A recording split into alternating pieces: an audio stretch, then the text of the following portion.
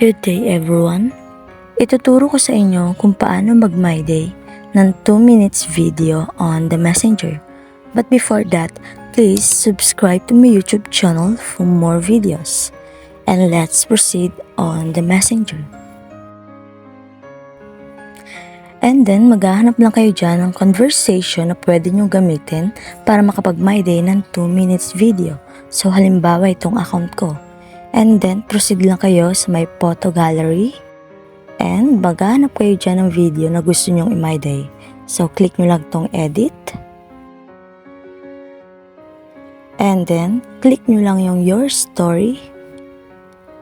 So, after that, kapag may lumabas na ganyan, i-back nyo na lang. And then, okay na yan. Mag-aantay lang kayo ng ilang minuto.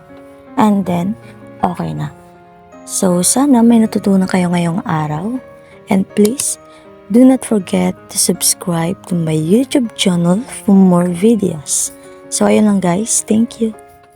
Subscribe to my channel.